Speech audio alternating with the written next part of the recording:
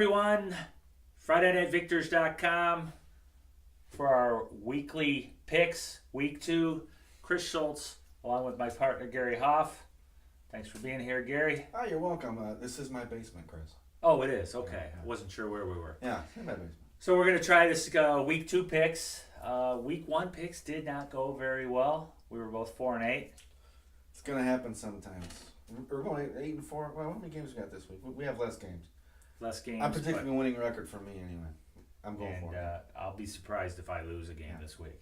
So why don't we jump right into it? We've got 4 games on Thursday night, which is tomorrow, and then we've got the rest of the slate on Friday night. We're going to hop in right away, and we're going to go Gibraltar, Carlson at Trenton. That's a game I'm going to be at. Are you going to make that game? It's Thursday. Yeah, I think I can get there.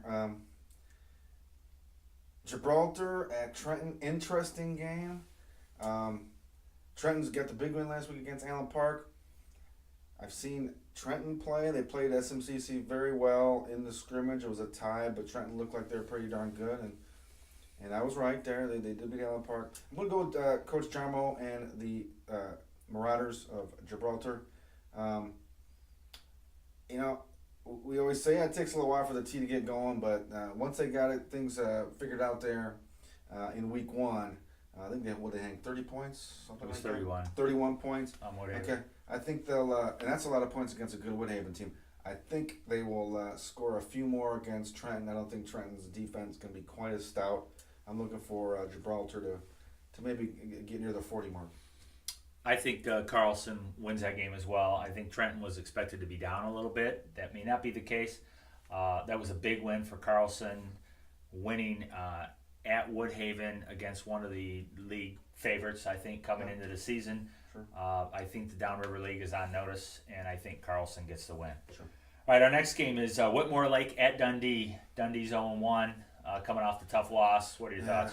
Well, Coach McElvaney, I hope the second week here, the kids are probably a little bit upset, and you want them to be upset about that. You don't want to give up a game that you think you had won, I think you controlled.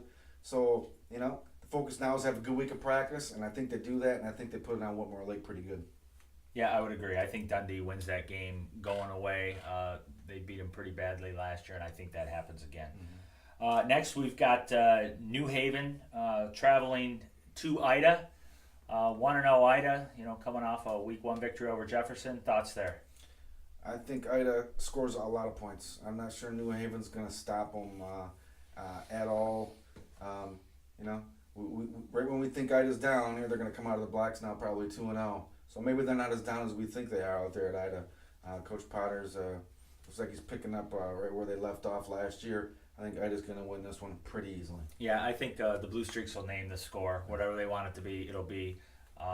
Probably put 35 up early and then ride it out. So I think Ida wins that game. Next is Erie Mason going down to Britton Deerfield, the young Eagles of Coach Boudry. Thoughts there? Yeah, I think they get their first win of the year. I mean, 1-1 after week 2 against Britton Deerfield. Britton Deerfield they have a hard time fielding a team some years. Mm-hmm. Real small school. Mason does have some talent. They struggled in the first half, week 1. Improved throughout the game, however. I think they beat Britton Deerfield by a few scores. I think Erie Mason will win this game as well. I think it will be a close game, though, because Erie Mason plays a lot of young kids, and it's just sometimes it's kids playing against men. But I think they win that game, and they'll get their first victory of Coach Boudry's career at Erie Mason. So that gets us through the Thursday games. Let's jump right into Friday. You've got Grosse Isle coming off a tough loss to Almont down at Wayne State. They're traveling to Airport Jets, who had the miracle victory, a hard, well-fought, earned victory for the Jets. Thoughts on that game? I'm going with Airport. Why not? We think Grosse Isle's down a little bit.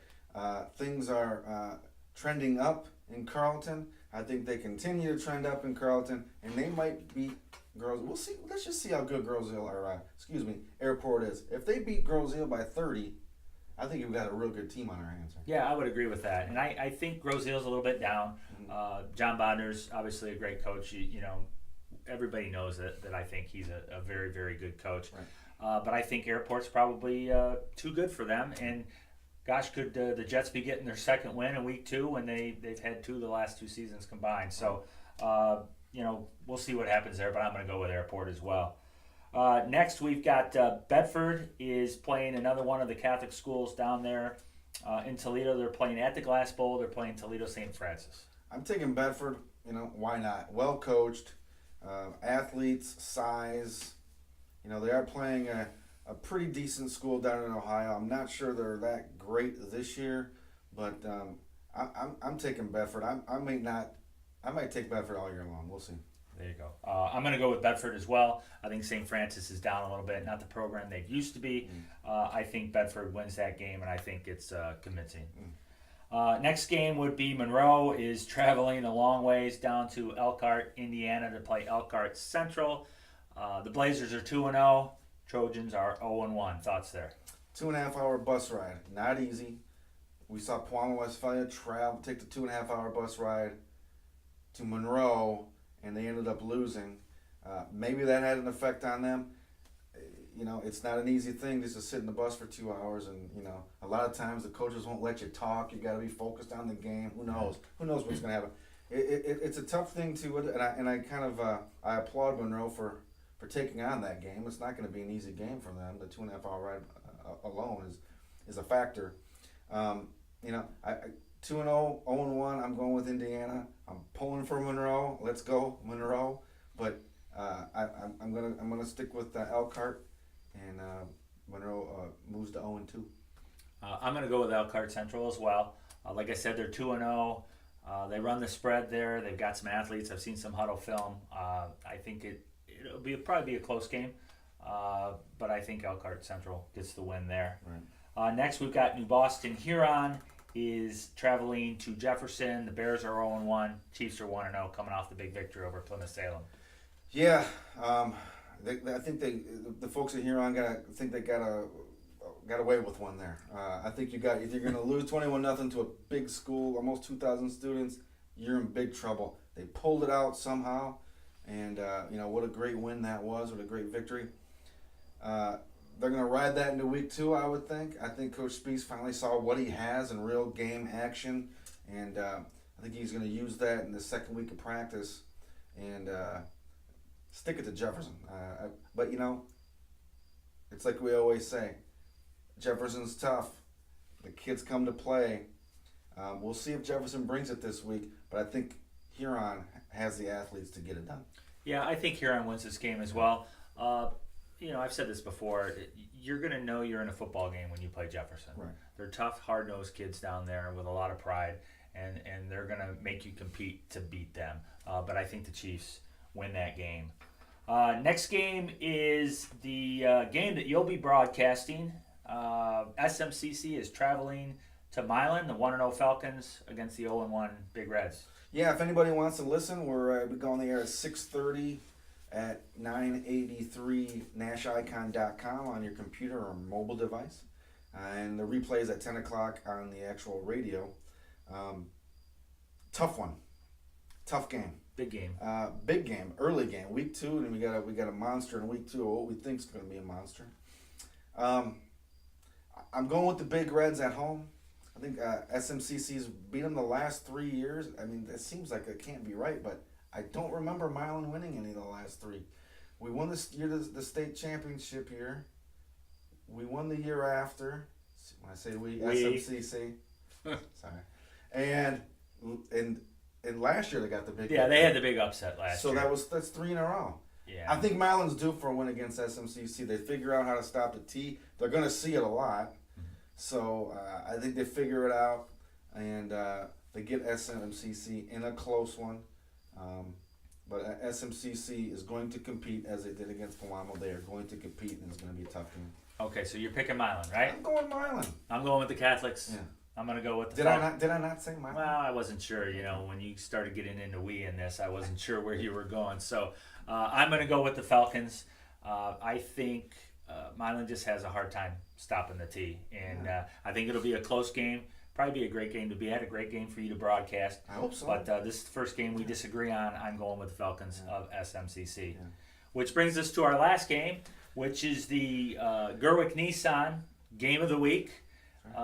Big game. It's a game I'm going to go to, and that would be my alma mater. Flat Rock is traveling down to Riverview. Right. Both teams are 1-0. Both teams were impressive in Week 1.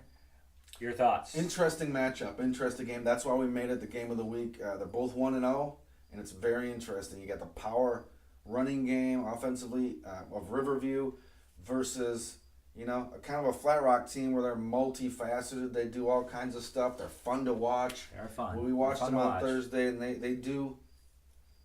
On Thursday, they did just about everything right. They, up the middle, around the end, just trick plays, some shotgun. They're fun to watch. If you want to go out and watch a fun team to play, get out and watch Flat Rock. They're very well coached. Fun to see play. I'm going with the power. I'm going with the Riverview. I think Riverview, whoever wins this game, whether it be Flat Rock or Riverview, is kind of making a statement that they are maybe the leader in or for the Huron League race early, certainly. But I think they're making a statement saying, we may be the best team in the Huron League. I'm going with Riverview. I see it a high-scoring game, but it's going to be a fun game to watch. You're lucky you get to go on. Yeah, I'm gonna go. I'm gonna go with Riverview as well. Yeah. Flat Rock is improved. They're very well coached. They are fun to watch. They do some great things. They have a great linebacker in Samir Tayeb. Yeah. He had some hits the other day that surprised me, quite frankly. But they have a kind of a tradition of the last few years, anyways. They have a hard time stopping the run, and I think Riverview's gonna be able to run the ball on them. I think Flat Rock can score on Riverview, but I think Riverview wins this game, and it'll be the power running game. And if Flat Rock does lose, I don't think it's a bad loss because I think Riverview could possibly be the best team in the league. It's early. It's early. But I'm going to go with the Pirates as well. I think it's a race. It could be a race to 40. First team to 40 wins. I think Flat Rock, you're concerned about your defense against that power running game, so you're gonna put. I think I would put a lot of focus on, trying to score points, trying to outscore the other team, and because I think Flat Rock could get that part of the game done. So I expect a lot of points, but Riverview, we're both going with. So. All right. So that's our picks right there, and that's we're wrapping up our Week 2 picks. Hopefully we fare a little bit better. Yeah. If not, oh well. You guys are still watching, right? So anyways, Gary, thanks for being here in your basement again. And, thank you everyone for watching. Have a good night.